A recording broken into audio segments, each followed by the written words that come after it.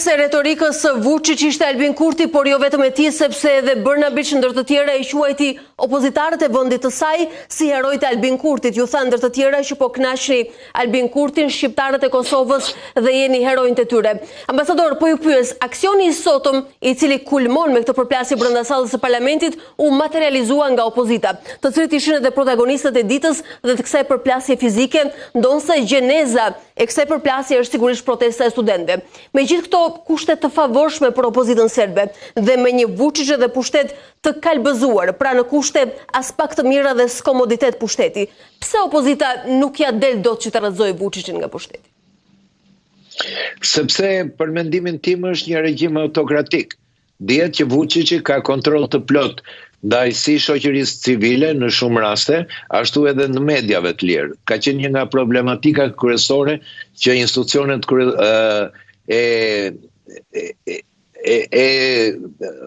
institucionet të cilat vlerësojnë atë funksionimin e demokracisë si Human Rights ose Freedom House ose Transparency International kanë thënë që regjimi autokratik në Serbi është që ka paralizuar të gjitha funksionet, sidomos të mediave të lirë, ka një kontroll të plot.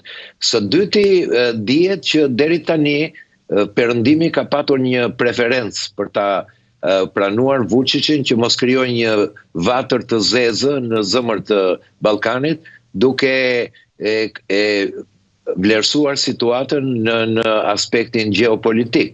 Dhe në këtë kuptim e kanë quajtur Vučićin si interlokutorin kryesor të Perëndimit, duke ditur që edhe ai ka qenë i zoti ta shesi atë politikën e tij klasike të dy karigeve në mënyrë tepër të zgjuar. Prandaj mendoj që them që 4 muajt e fundit të demonstratave sigurisht ka ndryshuar edhe perceptimin e opinionit publik, ka ngritur një entuziazëm që edhe njerëzit e pavendosur ose të trembur nga presioni i një shteti autokratik, që nënkupton në vendet tona të Ballkanit, që e shikojmë edhe në Shqipëri, një shtet policor, i cili kontrollon në çdo gjë.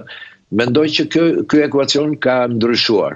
Nga ana tjetër, është e vështirë që të ketë një ndërhyrje siç mendojnë ata, që nga vendet perëndimore, nga shërbimet sekrete, për arsye sepse dihet që interesat e Rusisë janë tepër të lidhura me Vučićin, për arsye se Serbia kërkon që Ballkani perëndimor ta ketë një nga zonat ku të ndajë influencën e saj me Perëndimin, dhe kjo është diçka që rusët asnjëherë nuk kanë dashur që ta negociojnë. Kërkojnë sidomos të prishin atë kordonin e sigurisë që kanë gjithë vendet anëtare të Ballkanit perëndimor në NATO, gjë që nuk ju pëlqen.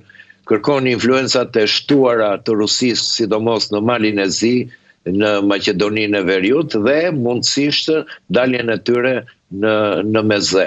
Prandaj do them që mendoj që është diçka që duhet ta shikojmë me shumë kujdes dhe nuk ka një front të përbashkët.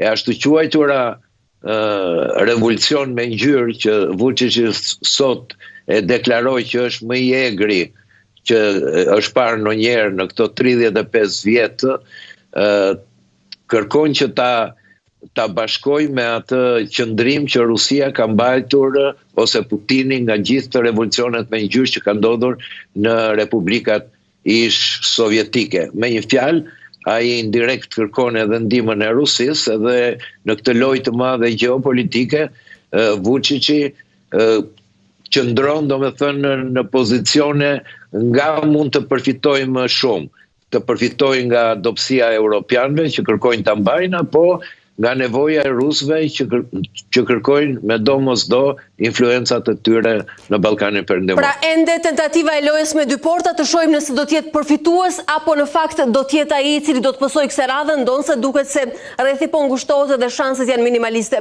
Ambasador, unë po e konsideroj të hapur debatin në studio, keni mundësinë e ndërhyrjes virtualisht në çdo moment që ju do ta kërkoni. Zoti Krasniqi, po e vijoj debatin me ju. Si e pat episodin e sotëm të dhunës dhe përplasjes në Parlamentin serb? Në fakt kishte protesta intensive prej javësh, edhe një spektakël i cili nuk pushonte dhe nuk u shfry as me dorëzimin e kryeministrit të Serbisë.